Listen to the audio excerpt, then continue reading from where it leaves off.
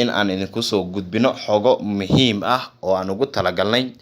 in bulshada xaqiiqda aan ugu soo bandhigno xogaha baraha bulshada lagu hadalhayo qaar badan oo kamid ah xaqiiqda way ka fog yihiin kuwana waa xaqiiqda innaga oo diiradda saarna waxa xaqiiqda ah bulshada isku soo dhaweynaya dhalinyarada dhiirigelinaya barnaamijkan waxaan diiradda ku saari doonaa madaxweyne Saciid Dani oo abaal mariyay dhammaan fanaaniintii cuslaa ee ka qayb galay u dabaaldega munaasabadii 1 Agoosto oo xalfado waaweyn ay ka dhaceen magaalada Garowe ee caasimadda maamulka Puntland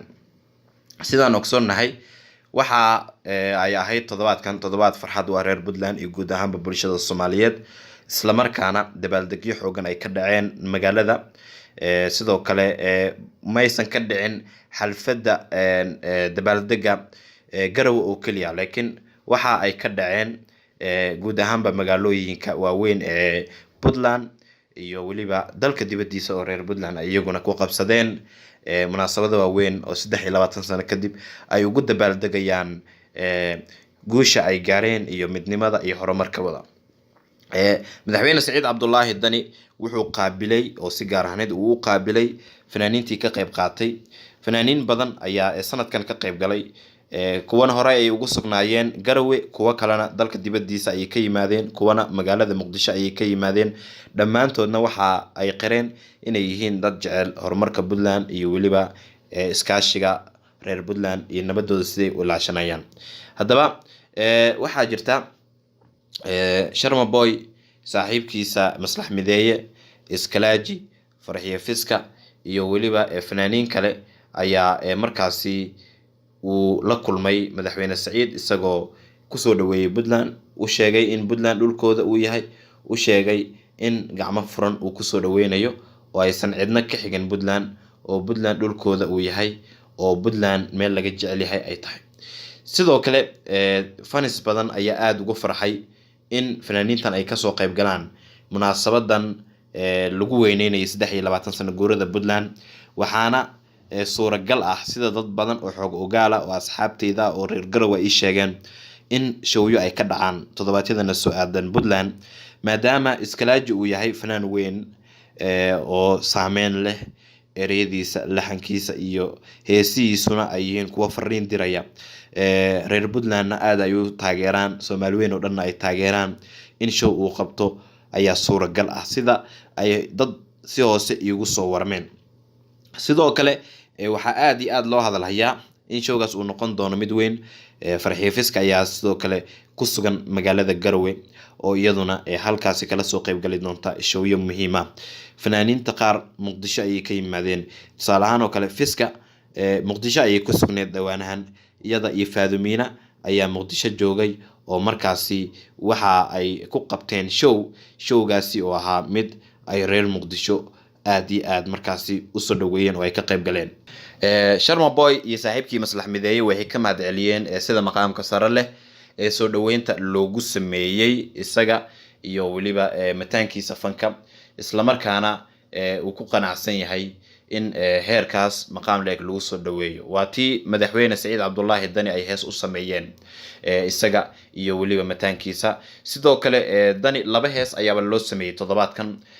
waxaana sidoo kale hees gaar ah u sameeyay Cabdicasiis Iskalaaji oo markaasi ku tilmaamay inuu yahay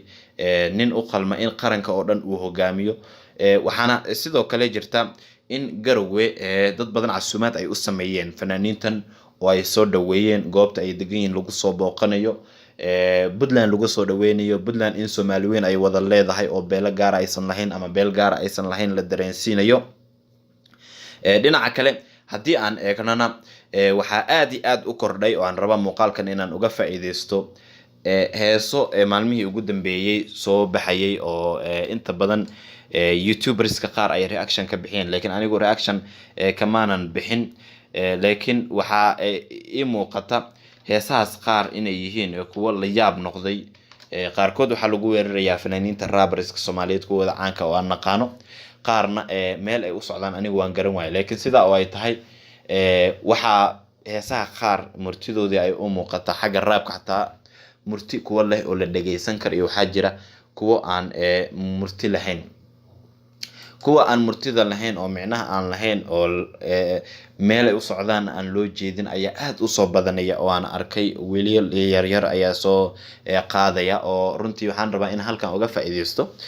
wiilasha yaryar dabcan talent ay leeyihiin oo ay qurux badan yihiin codad fiican ay leeyihiin qof waa lagu weerari karaa inta badanna heesaha raabka karbaash ay isaga badan yihiin oo waxa caadi ah laakiin erayada qaar kuwa diiniyan ah ayaa ku jira oo ay fiican tahay in laga fogaado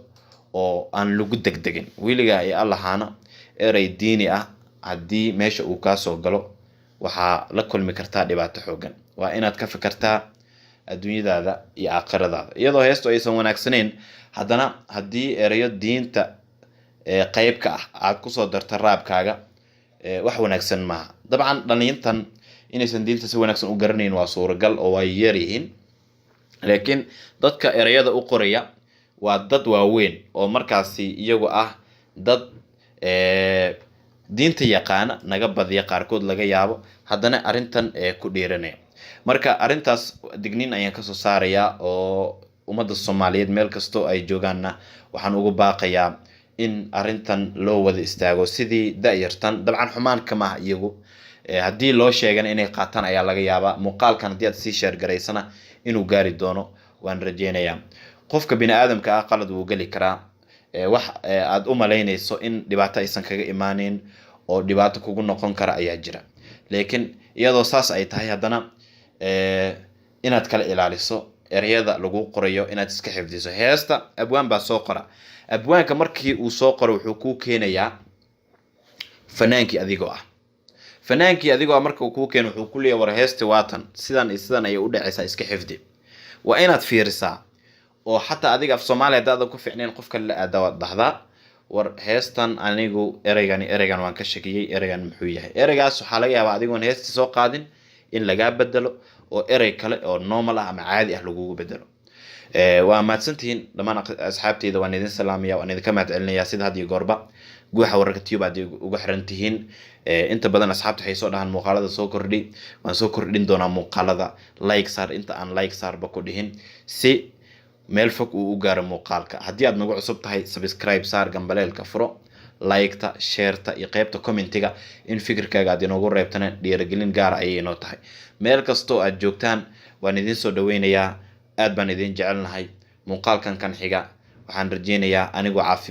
adigoo caafimaad qaba inaan dib isugu soo laaban doono hadduu eeba ka raali noqdo